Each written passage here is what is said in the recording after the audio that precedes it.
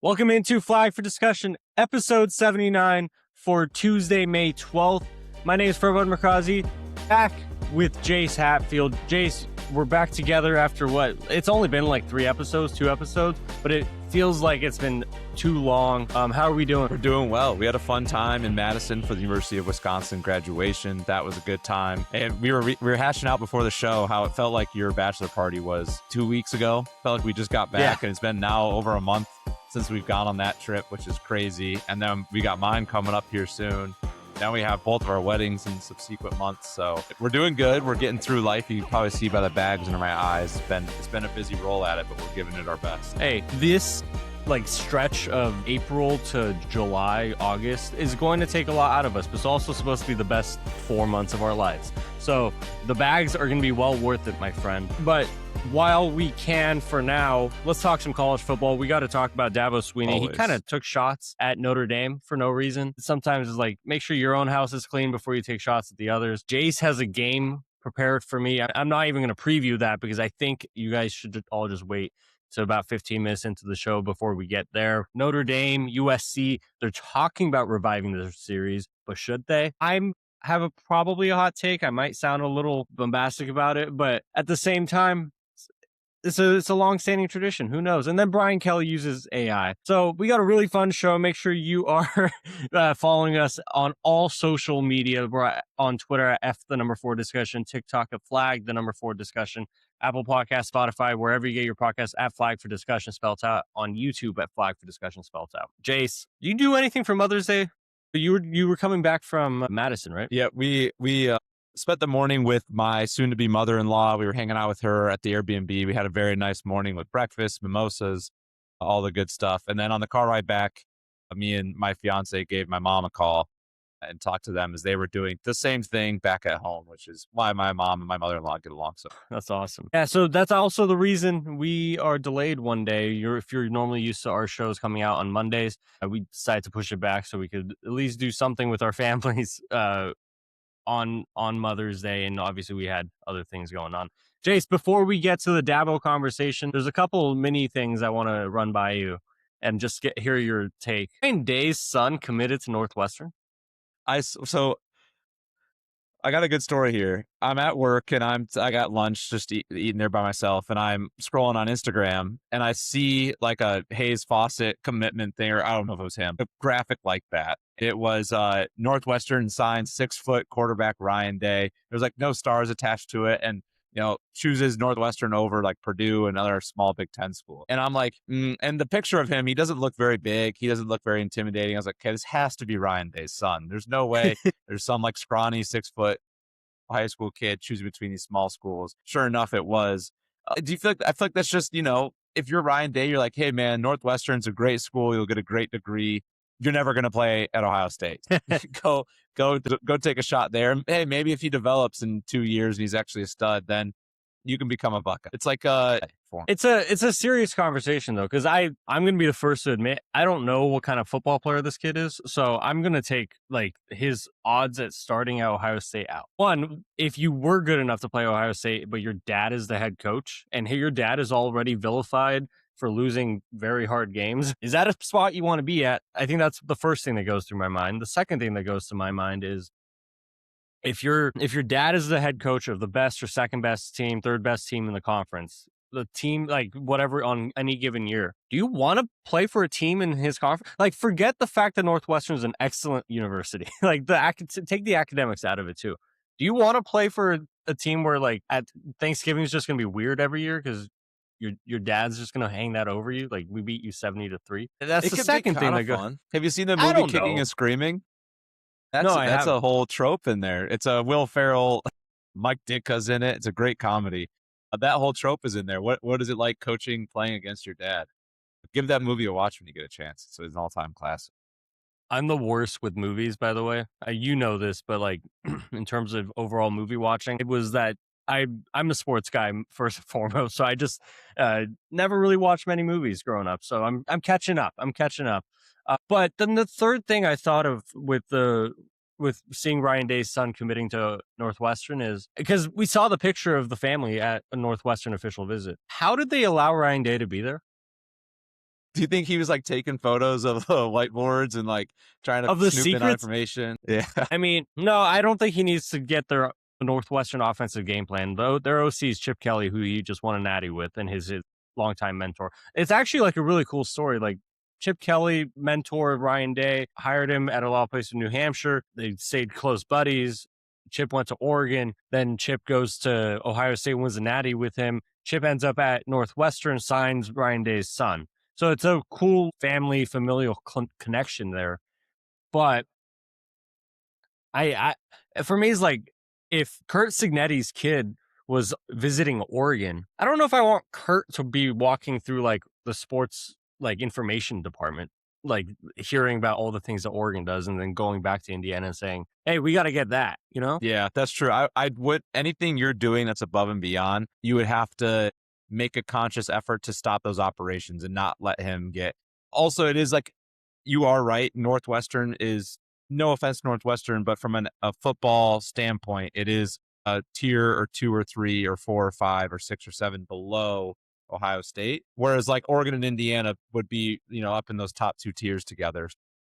There would be a lot more threats, I think, and a lot more for Cignetti to learn by visiting Oregon than Day at Northwestern. Yeah, I guess like that's the biggest like elephant in the room is like Ryan Day at a place as well funded and researched and staffed as Ohio State doesn't need to be learning anything from any other university. They got everything they need at Ohio State.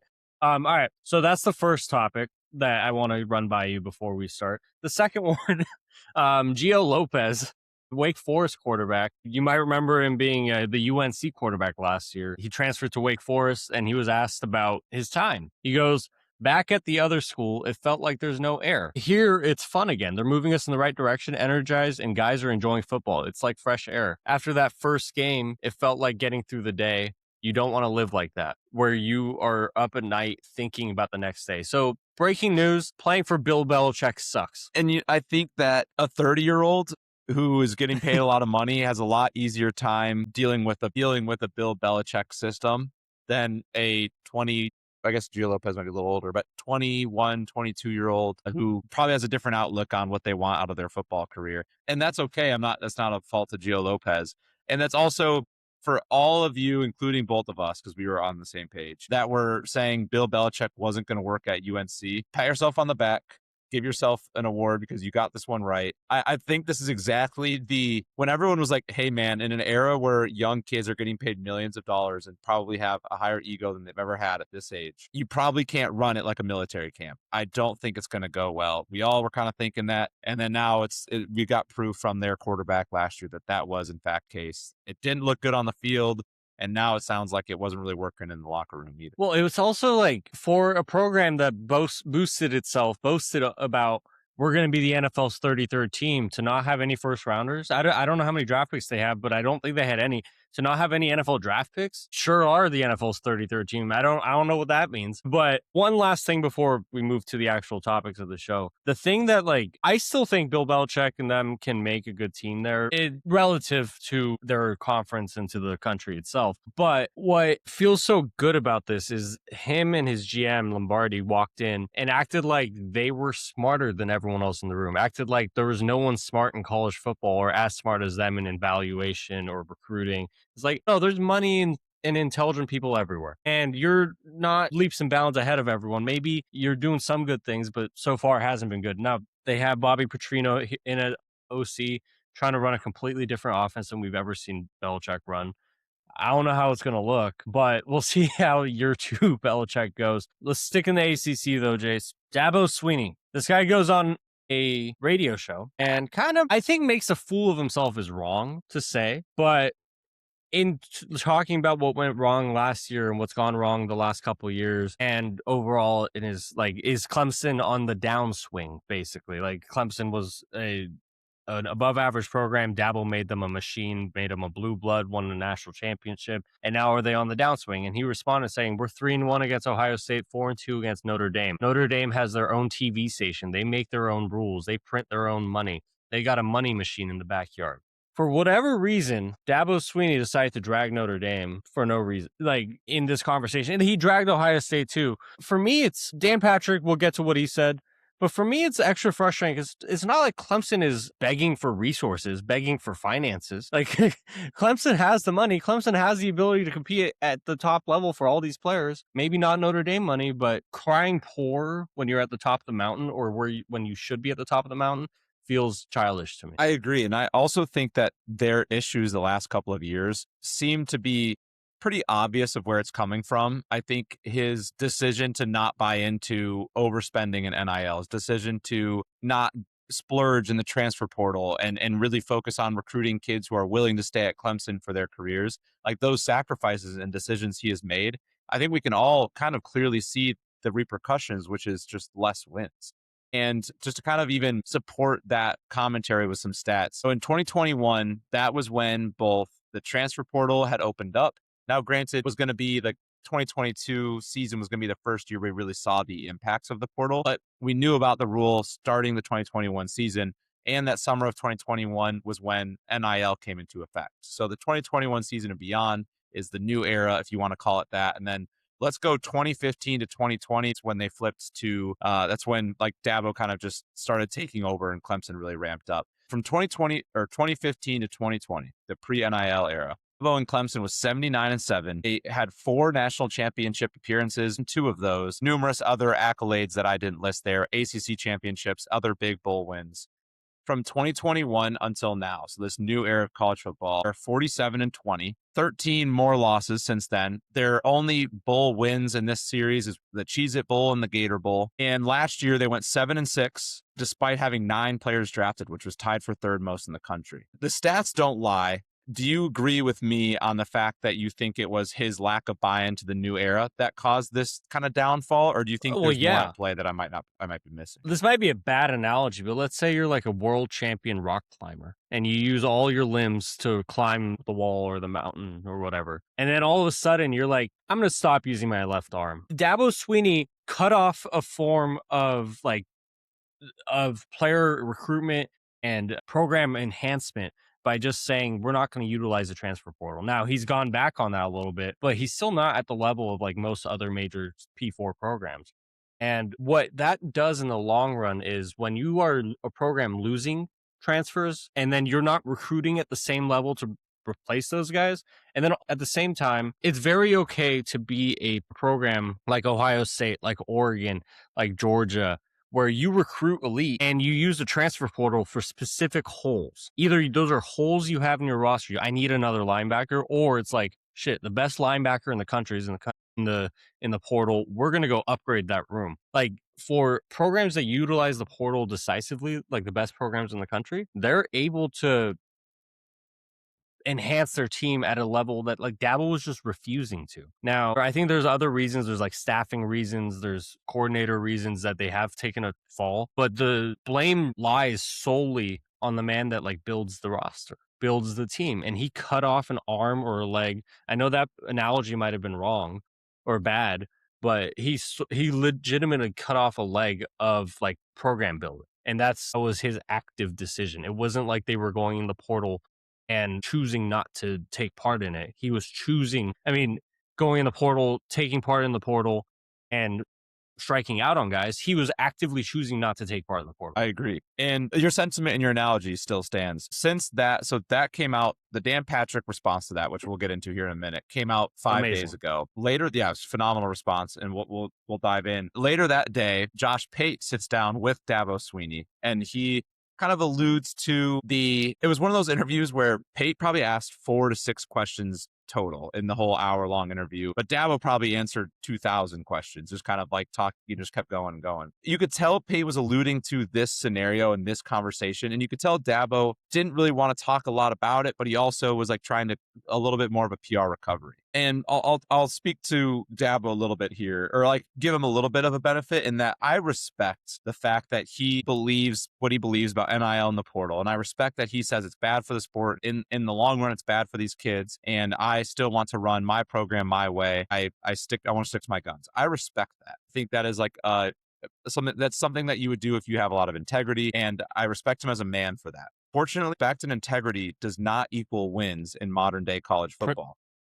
Look at the championships in the last few years. I don't know if I would call there was arguably some cheating scandals in there. There were some expensive rosters that won championships. In the olden days when Dabo was really cooking, when they were on their historic run, winning 2 championships, when he was 4-2 against Notre Dame, and has all these wins he was referring to in that interview. Respect and integrity did work as a tool to recruit kids, but now in today's world where you can pay them and they can jump ship pretty quickly and often as many times as they want, those things don't quite matter as much when it comes to recruiting kids and developing kids and maintaining them and bringing them in later on. But the problem is too, like you said, you're cutting off a tool to bring players in as well, while other teams are out there acquiring that talent that you refuse to. So you have to ask yourself, if you're a Clemson fan, has the respect expired? Is it the point where is he just better off leaving and retiring and ending with the way he did and saying, you know what, the game has passed me. I'm going to fight this battle in a different way. Maybe find a way to become an NCAA politician and fight it elsewhere instead of trying to fight it by potentially sacrificing Clemson football.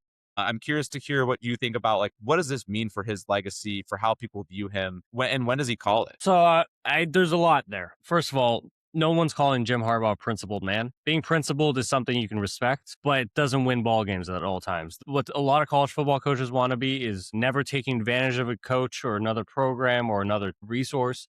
But this is a dog-eat-dog world. They win. They were paid $7 to $12 million to be head coaches.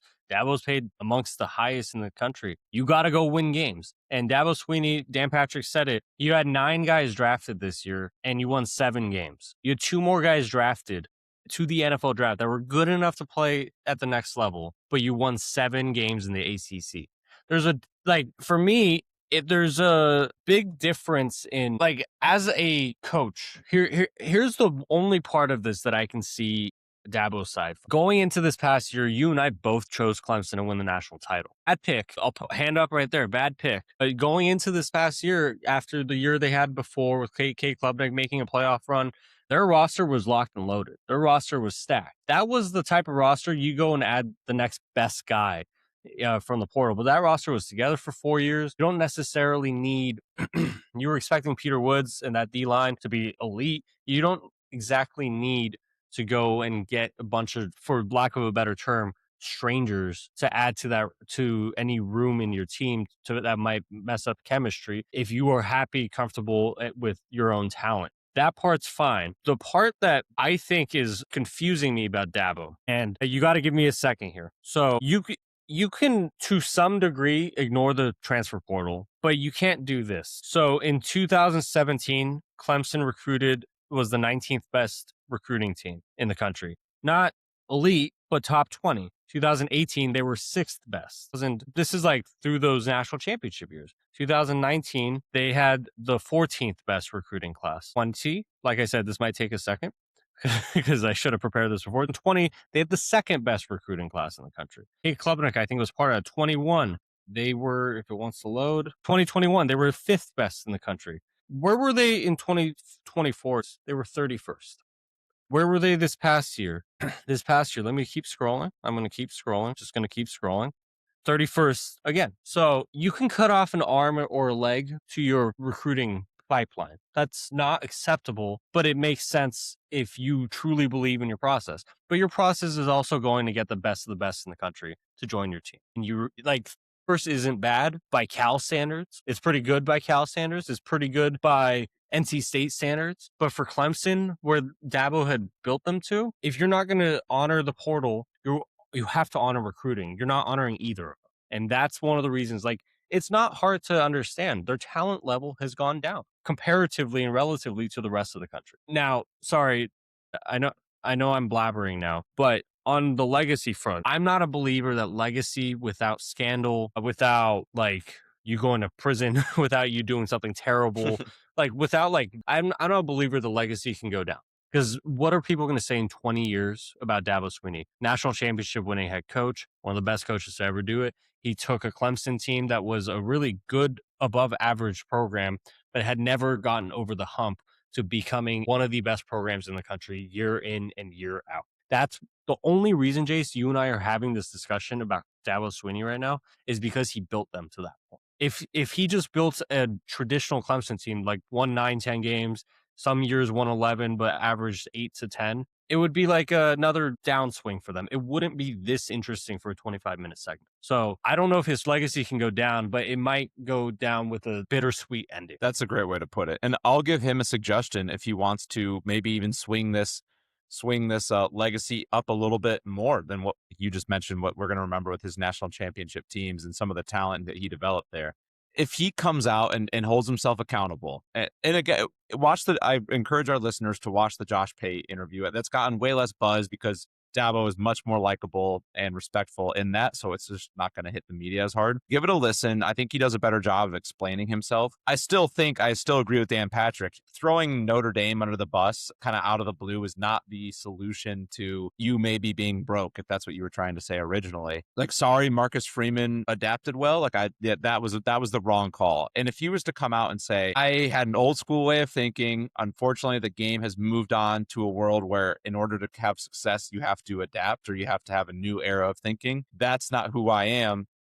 Then maybe retire. Maybe finish with your last class or whoever that might be for you. Retire and then figure out a way to be a politician for the sport, but in a good light.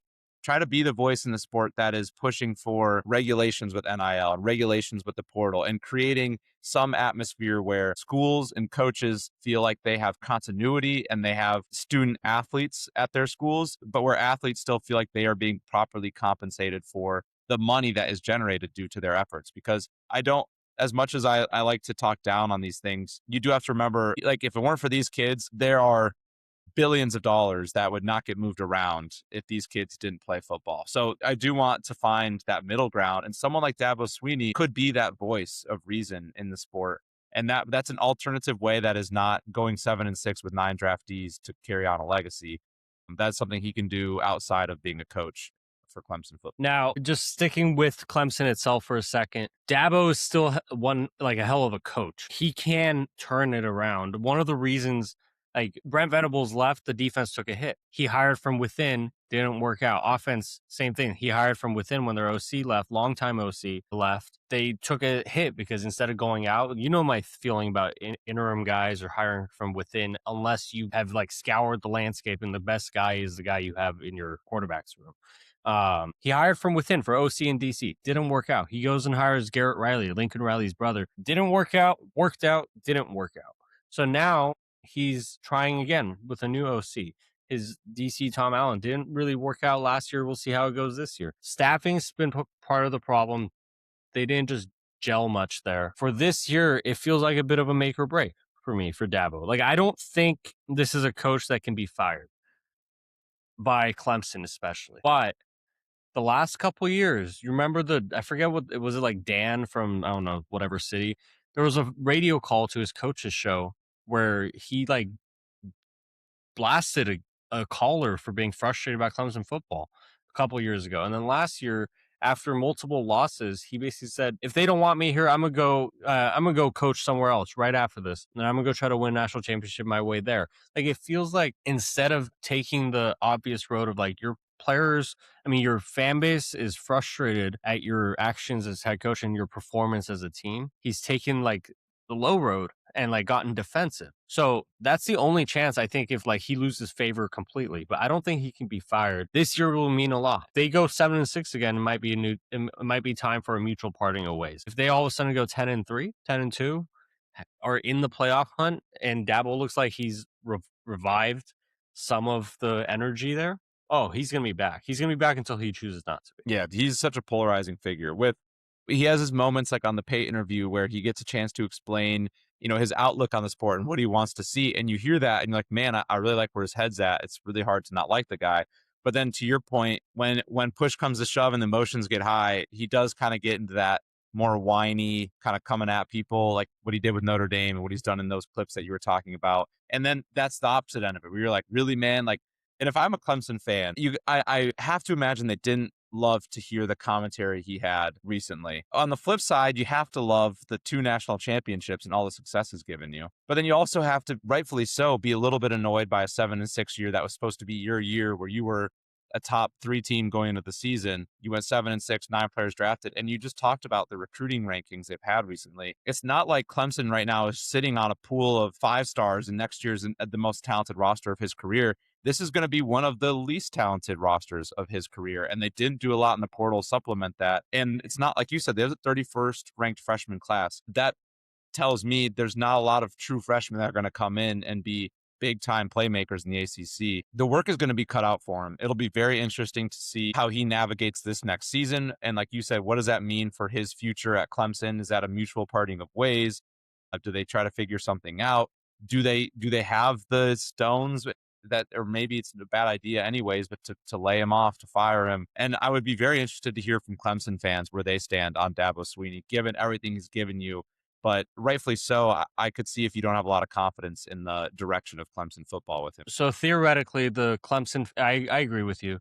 Theoretically, the Clemson team that's going to be taking the field this year will be a few transfers, then the 15th ranked recruiting class, the 31st ranked recruiting class, and the 21st ranked recruiting class. He's going to field a good competitive team. It depends on how good he's been at developing those kids, but he's going to field an above average good team. But the problem is, not only is he not recruiting at the same level, not only is he not recruiting transfers, not only is he not taking advantage of every resource that you can, that every other program in the country is doing, but Virginia Tech has James Franklin. They're going to be on the rise, maybe not this year and next year for sure. Miami is back. We've seen them. They were just in the national title game. Duke won the ACC last year. Georgia Tech's always a tough out. Like NC State, it depends on what week you get them. You might either beat them by 30 or they might be in a 2 overtime game against you. My point is the ACC talent level isn't as weak as it was when Clemson was winning national championships. And that's not to take anything away from the Trevor Lawrence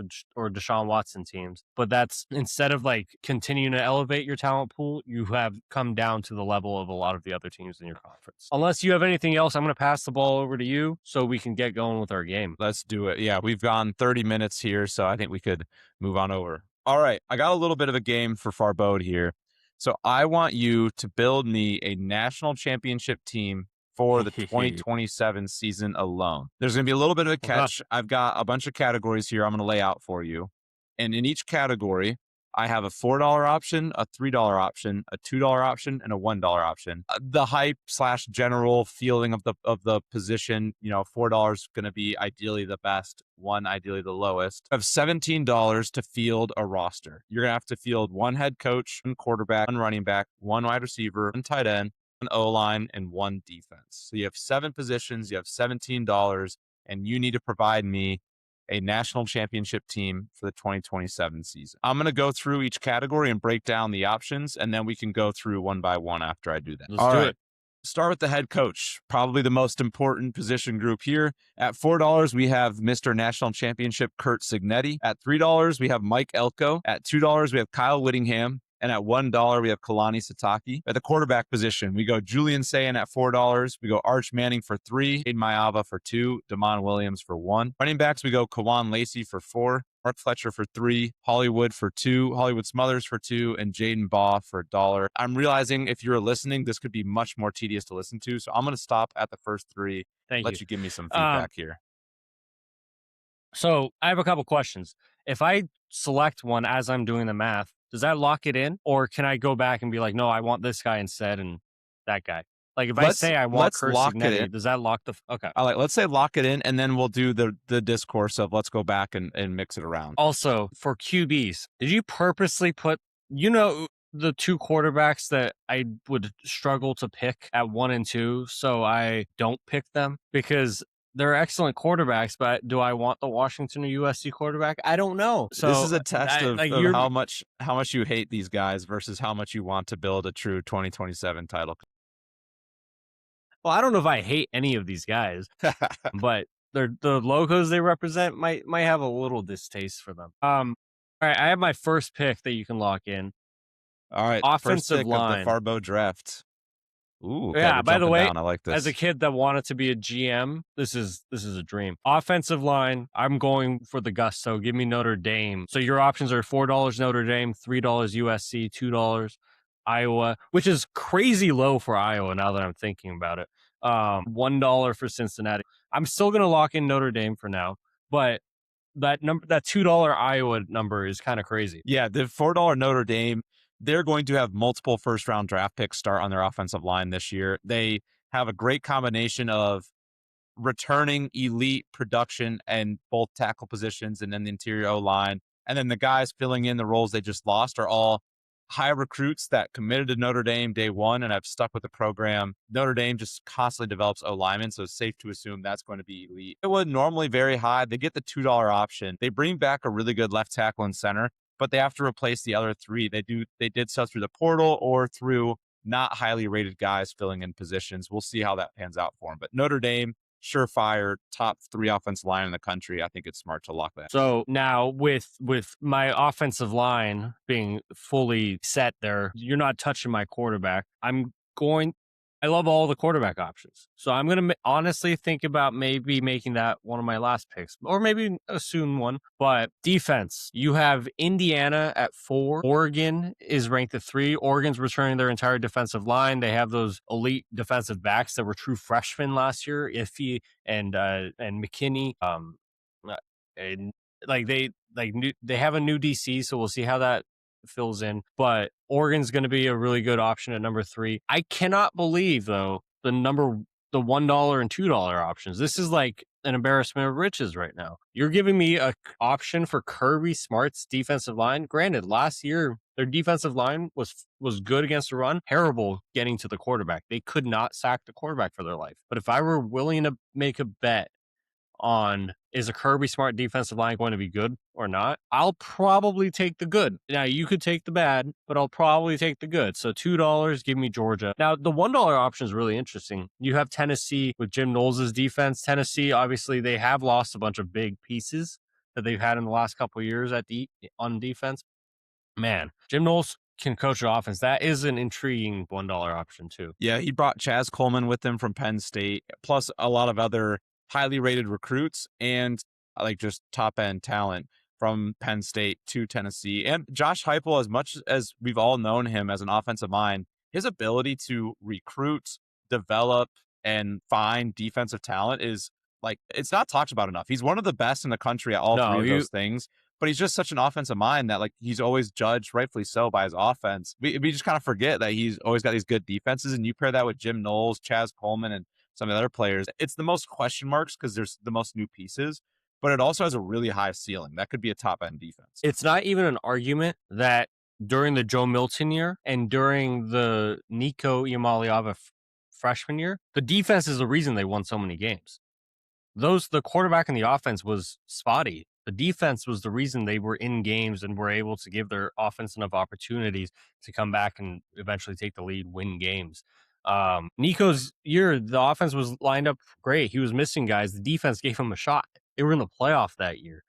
So you're absolutely right. What Josh Heupel's doing with that defense as a offense first coach, crazy. All right, I have $6 locked in on my offensive and defense, offensive line and defensive lines. You like how I'm building the team so far? I do. I think Notre Dame, you know me, I'm a big trenches guy.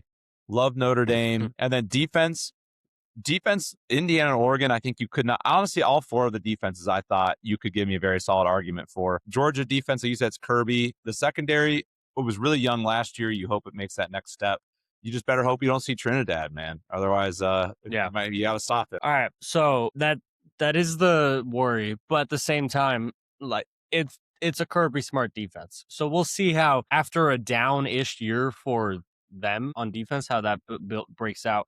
But like, I mean, Oregon, I expect to be one of the best defenses, if not the best defense in the country this year. Indiana, probably the same. Tennessee, probably up there. It's just there's a reason they're at the number one, the $1 spot. I'm just thinking like value wise, at $2 for Georgia is really good. Okay, my next pick, and this might be risky, but I got to get the best player in college football. I'm going to take Jeremiah Smith as my second $4 option out of Ohio State to be my wide receiver. Malachi Toney, for those at home, is the $3 option. Ryan Williams, Alabama, is the $2 option. Nicholas Harbor, who's the freak athlete at South Carolina, is the $1 option. By the way, all 3 of those guys, if you have a good offensive line, good coach, and a good quarterback, you have no problem taking him. Jeremiah Smith is like as people call it, not me alone, is the alien in this room that he negates anything that could go wrong. He's going to catch the ball. He's going to break free.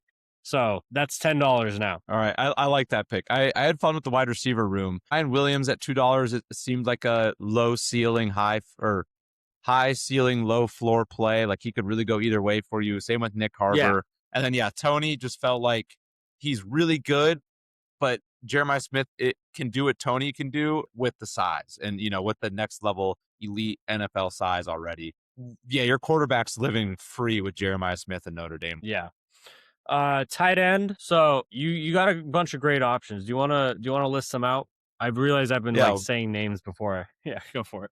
Let's do it. We'll start at the bottom here. So for $1, I got Benjamin Brahmer. He was the Iowa State tight end the last few years. Went to Penn State with Matt Campbell. Good productive tight end. Then $2, you got Terrence Carter Jr. from Texas Tech.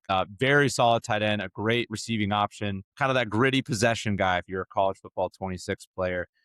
For $3, you have the very high ceiling, low floor. Des Green out of LSU. He's 6'7". He tests off the charts athletically in every way, but the blocking and the production has been a little lackluster. And then for $4, you've got what should be the best tight end in the country, and everyone's already picking this guy to be a first-round pick next year, Jamari Johnson, the tight end out of Oregon. He's got height, size, speed, athleticism, ability to catch the football, big catch radius. He's got run after the catch. He can block really well. This guy is a freak, and he is your $4 option. I have made up my mind on my tight end, but where do you think I'm going to go?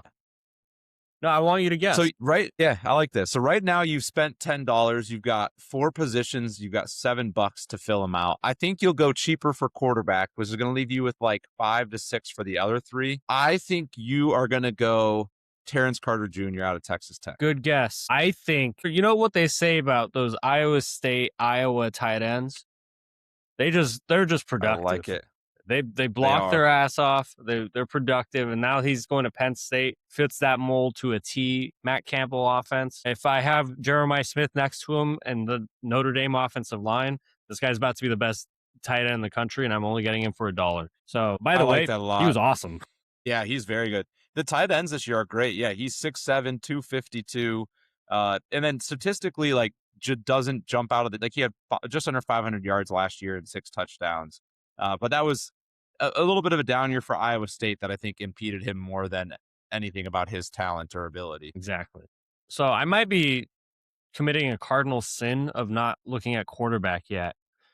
But my next pick, I'm going to head coach. So at $4, you have Curt Cignetti. $3, you have Mike Elko, Texas A&M defensive coach. Not a bad option. $2, Kyle Whittingham, Michigan. He's a specialty coach, but I mean, we know him. Offensive line, defensive line, every year, awesome. Really utilizes a tight end. Quarterback play when he had healthy quarterbacks has been good. Really good coach there. Kalani Sitake is your $1 option at BYU. Really elevated a program that needed to be elevated, has a lot of funding, has been in talks with every major program for head coaching jobs before getting a raise from BYU the last couple of years. My answer is fairly easy here. Who would I rather have being the head coach of an elite offensive line, a 6'7" tight end, a massive human being of a wide receiver than Kyle Whittingham? Give me the $2 head coach. As soon as I filled that one, I was like, I was for sure taking Kyle Whittingham. I even put him at $3 just to see if I could bait you into it. And I was like, I can't do that. So I moved him back down to 2. All right. So I have got some money to spend here. Yeah. I got 2 positions left and $4. That actually might make my job easier here. Because in the running back room, all due respect to Hollywood Smothers and Mark Fletcher and Jaden Baugh, they're all going to be as good as their team allows them to be. Mark Fletcher and Hollywood Smothers probably better than Jaden Baugh this year because their teams are just better. Their offensive lines are better. Their offenses in general are better. Florida's rebuilding. But none of them hold a candle to Kewan Lacey. But I can't spend another $4. That's all I have left. Unless I want to go quarterback less and you have to play quarterback if you go for Kewan Lacey. Yeah, and then all of a sudden I just spent money for no reason. I think my answer here, Jace, is going to be Jaden Baugh, Florida, getting the $1 running back.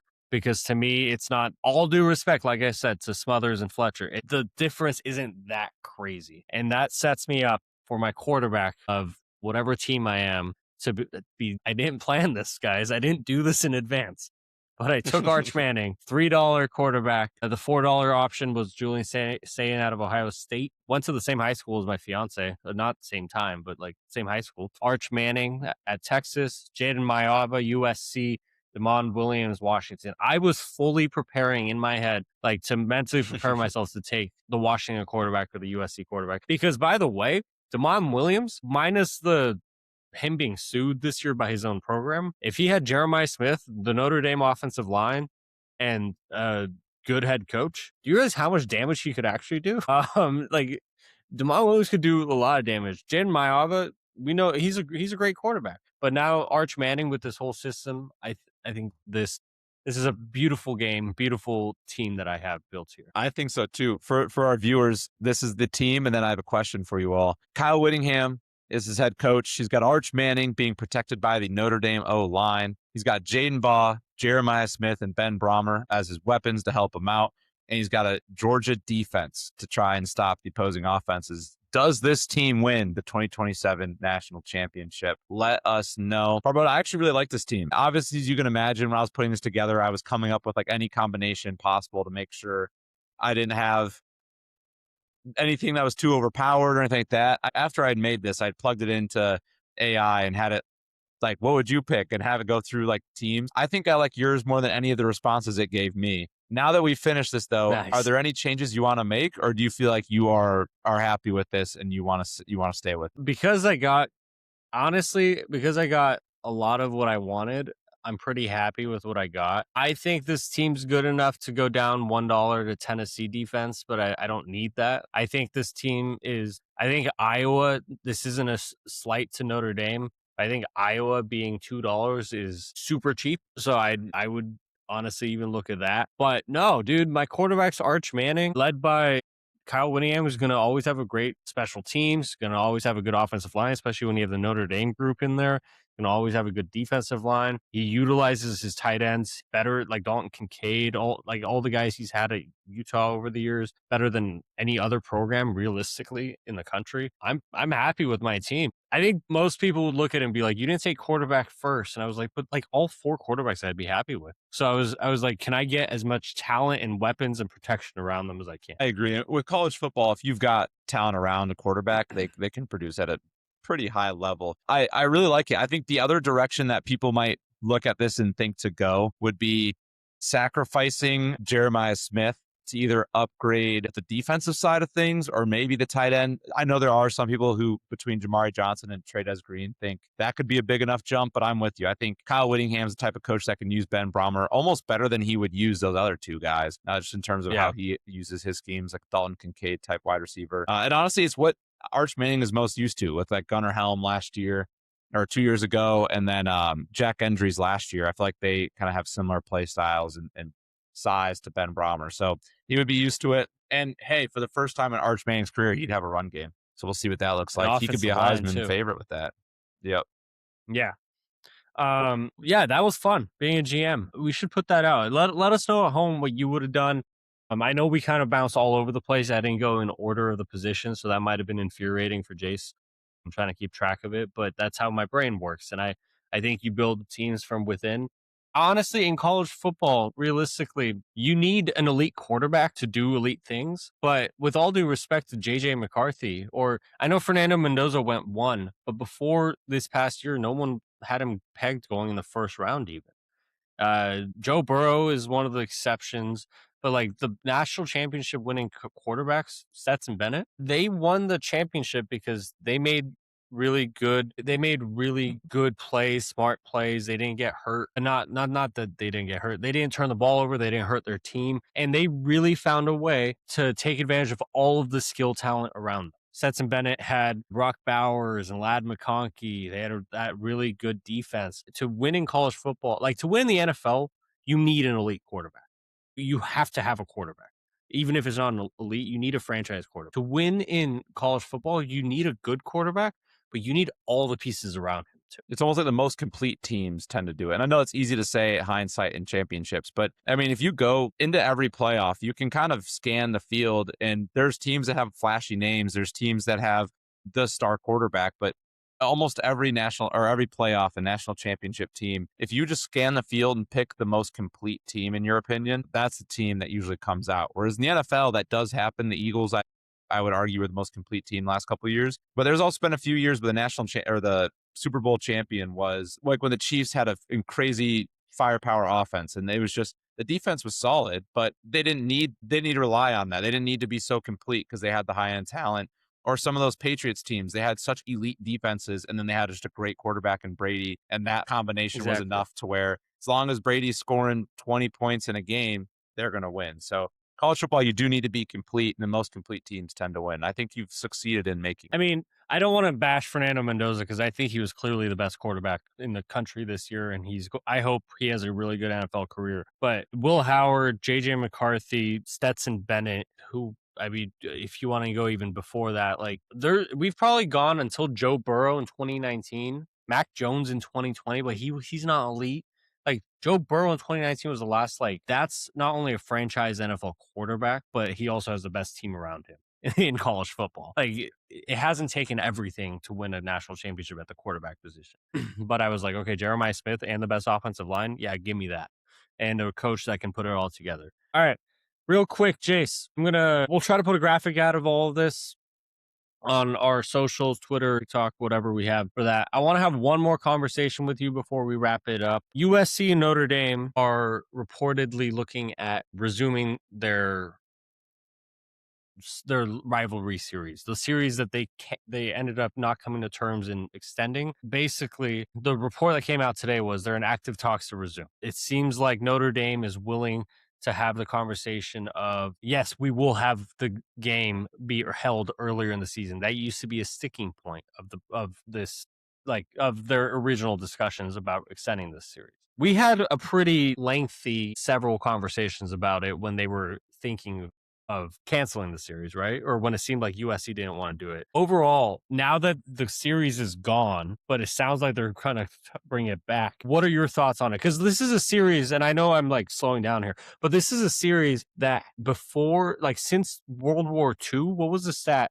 They've only been canceled, or since like World War I, it only hasn't been played on an annual basis because of World War II and COVID-19. They've played that game every year since, and now they're canceling it. Should they bring it back? I am on the team of they should bring it back. And I think that with a 2014 playoff, it would make sense for both programs to do this. I think from USC's perspective, being in the Big Ten, the 24 teams, 8 wins puts you on the cusp of getting in. 9 is a lock. If you're a Big Ten team and a brand like USC and you win 9 football games, you're in. That, to me, and with the way the Big Ten schedule works, you're bound to have to play 1 or 2 elite teams a year. But for the most part, besides playing, maybe they get Oregon and they get Ohio State in a year. After that, it's a pretty winnable, manageable schedule. And if you're truly a good team, you go 10-2 with that, or you can go 9-2 with that schedule, not counting Notre Dame here, because we'll get to them in a second. So to me, it's navigatable to win or to lose 2 games in the Big Ten season or do better than that. And then that gives you leeway with this Notre Dame game. And if you go 9-3 and your losses are Notre Dame, Oregon, Ohio State, you're in the 2014 playoff. So I think it's worth it for USC. And then if they win this game, they beat a Notre Dame, now that really catapults you into the conversation of first round buys or best teams in the country, and that gives you a whole nother leg up. And then Notre Dame's in the same boat. Same boat as in, I think it's better for them, but a little bit different of how they get there. Notre Dame last year, their biggest issue by far was they did not play enough quality teams, and the couple that they did, they lost. And a lot of people looked at that and said, if they just beat anybody with a pulse, they're in. If you play a team like USC and you lose them that game too, and you go 9-3 and you lost all 3 games against teams with the pulse, you might not make it. But I think it's fair to say, yeah, we went 0-3 against good teams. We didn't deserve to make it anyways. But if you just win one of those 3 games, like if you go 1-2 against teams with a pulse, you're in the playoff. And I do think Notre Dame can consistently go 1-2 against good teams. I think they can do better than that. But at worst, I think they can go 1-2 against good teams. So I think from how much can we make the playoff, I think it makes sense for both teams. I have to imagine revenue-wise, this game probably makes money. Safe assumption that this game produces good profits for both sides. And I think it would be a good PR look for Lincoln Riley after he was kind of the one thrown under. Whether it's true or not, I don't know the full story, but he was the one that got the heat for canceling. And I think just Notre Dame in general, has a negative air to them because of the playoff deal they've cut on the side. And I think people as a whole don't like them. So something like this kind of helps restore that PR. Not that they care about that much, but why not? What if it was what if we stay at 12 instead of 24? You mentioned the 24, or what if we stay at or what if we expand just to 16? Great questions. I think if Because, it stays like, at 12, if I'm Sorry. USC, I say no. I think Notre Dame still should say yes because they still need that key win. But I think USC should say no in a 12-team playoff if you're looking at it purely from the perspective of, I want to make a playoff. Now, as the fan in me wants to call USC soft for that and wants me to say, schedule the game, man. It's fun. We want this. But the argument, if you're a USC AD, is I don't want to schedule this. We can only really lose 2 games max. Kind of building in the Big Ten, 2 games in a 12-team playoff or 2 tough teams. Why add a third? Let's try to skate by. 16, I'd have to do a little more analytical thinking. I think you get the 50-50, and then 24, I say yes. So I'll start my take here. I'm excited for When it. they were talking about canceling this series, you and I gave USC a lot of shit. And we were like, you're scared of going to Notre Dame late in the season. That's basically the same as going to Wisconsin. That's the same as going to anywhere in the Midwest because you are in the Big Ten. And then like we were calling them soft. We were saying Lincoln Riley doesn't want to take another loss. All of that, I still stand by. Something for me changed where when I saw Notre Dame have the side deal that they held kind of secret with the playoff committee from USC in those conversations, from the general public, from that promise. I'm not a vindictive person, but I think sometimes being vindictive helps. And if you're USC, Notre Dame was trying to string you along. Notre Dame was trying to make it seem like they had the power in that negotiation. Notre Dame was saying, no, this has been like, playing later in the season might not be conducive to your guys' ability to win. So that's why we want to play it later. There's a lot of things that like in the discussions, Notre Dame was Pete Bavacqua, their AD. They were like negotiating with like their nose in the air. Like they were high and above USC. And I'm not a USC fan. You guys all know this. But if I'm USC, I'm looking at it realistically now thinking we don't need them on our schedule. Like genuinely, we don't. We can go. Like, yes, for the history of the game, that's great. Baseball almost died because they were too traditional and they wanted to abide by the old men in the room that wanted to talk about the history of baseball instead of making actual changes that have really helped this game in the last 3-4 years. The NFL never thinks about its history. Every year they have these competition committee rules meetings where that committee makes big changes to like actual rules within the league to keep trying to advance the game, keep making sure it doesn't get stale. What I'm saying here is like tradition, history, all so important, but none of that matters if the game has passed you by. And if you're USC, you're looking at the new era of college football. You're like, on any given year, I could have Michigan, Indiana, Ohio State, Oregon, Washington, a newly rebuilt UCLA team on my schedule. Now you also want me to go out east to Notre Dame. And yes, it could, even if with a 2014 playoff, that might be fine. But you want me to go out east to Notre Dame, and they're going to be one of the best teams in the country year round. And realistically, year in, year out, Notre Dame's going to play BYU, one really good team, probably Miami, maybe a Clemson if they schedule them, but then a bunch of like Northern Illinois. So do I want to go 8 straight weeks of playing football if I get the raw end of the stick, short end of the stick, if I'm USC and I want to play football, just because I want to carry this tradition on? Yeah, call me soft, call USC soft. But if they choose to not follow through with this series, I completely understand it. Why would you do that to yourself? You're adding another game where like you're adding travel. Obviously, it would be home and home. You're adding travel. You're adding a really tough team for not that much of a reward, not that much of a backing up. And you mentioned both teams get money out of it. The Big Ten just announced they made like $600 million more in a yearly revenue having Oregon, Washington, USC, and UCLA in their conference. And USC, unlike Oregon and Washington, is a full share member. They got the full $80 million from the conference. They don't, and no one's going to say no to more money, but you can go without that one game of revenue between Notre Dame. Notre Dame, as Dabo Swinney said at the beginning of the show, they print their own money. They have their own TV deal. They're the only team in the country that has their own TV deal. Finances be damned in this. I would love for this game to continue for the sake of college football, for that tradition. But I'm not going to admonish. I'm not going to call Lincoln Riley soft. I'm not going to call USC afraid of the bigger teams. It's just the nature of the beast right now, being in the Big Ten versus having to choose your opponents. And on any given year, Notre Dame could have an insanely hard matchup or a really ridiculously easy matchup.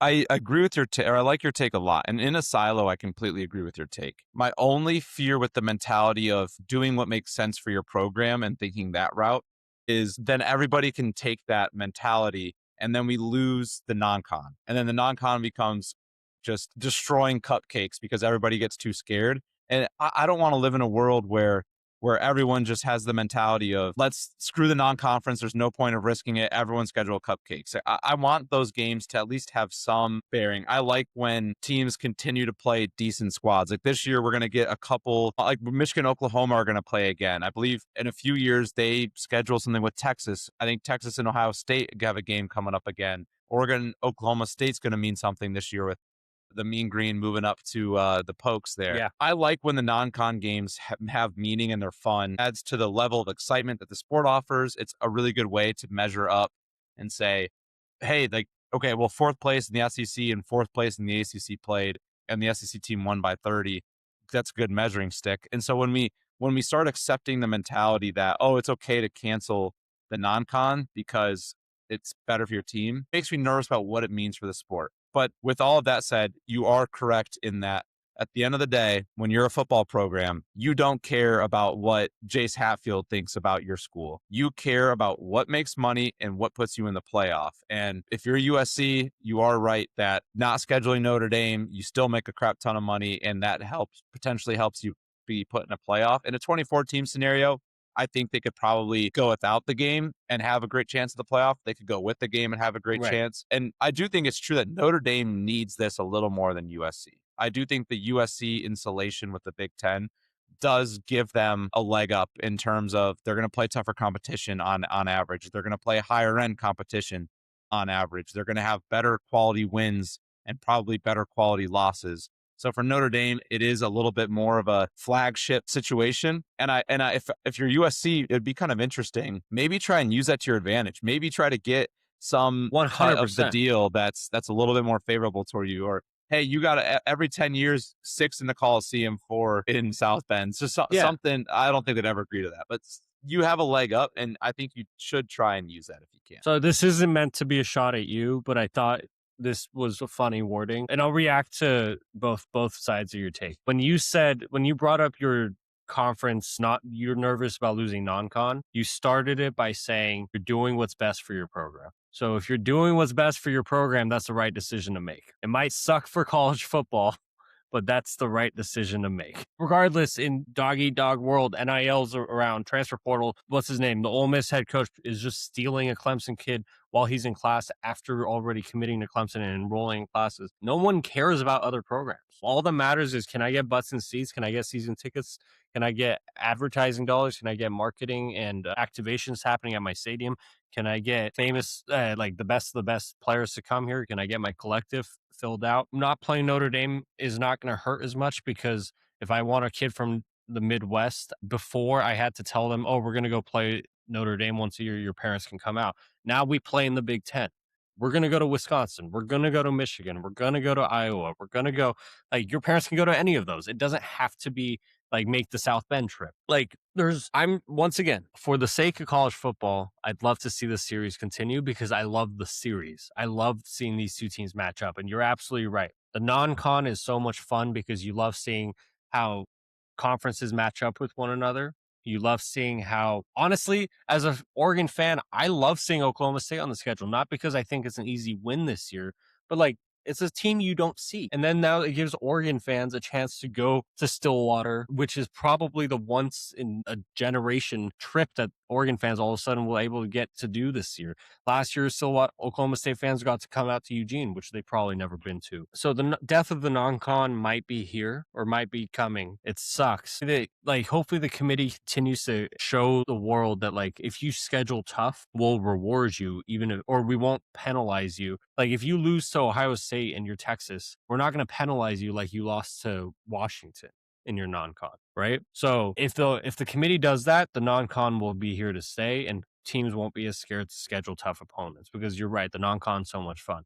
But if the committee penalizes you for scheduling that game while you're also playing other tough games, the non-con's not gonna be here, man. Like in, I don't know, 5-10 years time, the Big Ten, the SEC, Big 12, ACC, whatever conferences are left, they might have a completely different scheduling structure. Yeah, that's the one silver lining. That was a great segment there. The one silver lining of the 2014 playoff is exactly what you said about the non-con. It gives the leeway, it gives the committee leeway to backfill the playoff with the teams that scheduled hard non-conference games and reward them. And that would diminish meaningful regular season games a little bit, but I do think it would incentivize teams to play the non-con. Maybe not incentivize, but you would no longer have the penalty of scheduling a hard non-con and missing a 12-team playoff in a 24-team scenario. Because in a 24-team scenario, if you are a Big Ten or an SEC school and you don't make the playoff, like, you were just bad. That's just kind of how it's going to be in a 24-team playoff. So it